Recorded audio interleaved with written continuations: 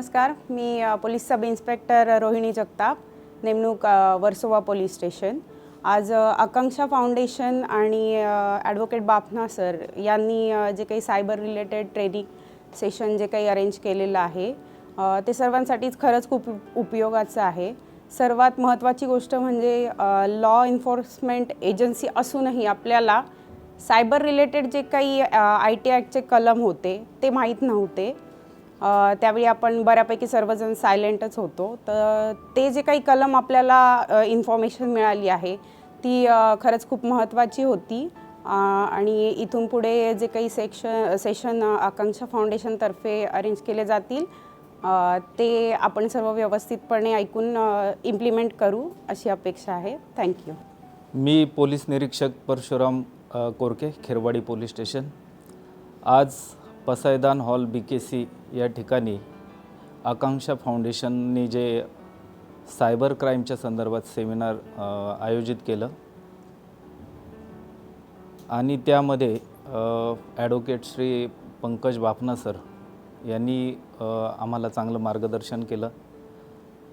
सेमिनारमध्ये अगदी सुरुवातीपासूनच म्हटलं तर FIR दाखल करण्यापूर्वी तो गुन्हा होतो का, तो सायबर क्राईममध्ये बसतो का, FIR दाखल करताना काय काळजी घेतली पाहिजे, FIR दाखल करताना तक्रारदाराकडून आपण काय एव्हिडन्स घेतला पाहिजे, गुन्हा दाखल झाल्यानंतर तपासामध्ये आपण काय एव्हिडन्स घेतला पाहिजे, कोर्टामध्ये योग्य प्रकारे कसा सादर केला पाहिजे याचं उत्तम मार्गदर्शन केलं। त्याबद्दल मी आकांक्षा फाउंडेशन आणि बाफना सरांचं आभार मानतो आणि आम्हाला एक चांगलं सेमिनार या ठिकाणी सादर केलं त्याबद्दल धन्यवाद। मी सुरेखा सुभाष जमजाळ, नेमणूक अंधेरी पोलीस स्टेशन, सहाय्यक पोलीस निरीक्षक। आज आकांक्षा फाउंडेशननी आपल्यासाठी जे सायबरचं सेमिनार आयोजित केलेलं आहे त्या अनुषंगाने मी थोडंसं बोलू इच्छिते की मी इथे हे सेमिनार अटेंड केलं माझ्या इतर सहकाऱ्यांसोबत। बेसिकली पोलीस स्टेशनला काम करत असताना आपण पोलीस ठाणे अंमलदार म्हणून कर्तव्य बजावत असताना जवळपास आज 50% तक्रारी ह्या ऑनलाईन फ्रॉडच्या अनुषंगाने येतात आणि त्या फेस करताना बऱ्याचशा समस्यांना सामोरे जावं लागतं। कारण की सायबरबद्दल असणारं अज्ञान, बरेचसे सायबरमध्ये दैनंदिन ह्याच्यामध्ये बरेचसे त्याच्यामध्ये सुधारणा होतात आहे किंवा त्याचा नॉलेज अपडेट ठेवणं पोलीस स्टेशनच्या व्यस्त ह्याच्यामध्ये आपल्याला पॉसिबल होत नाही आहे।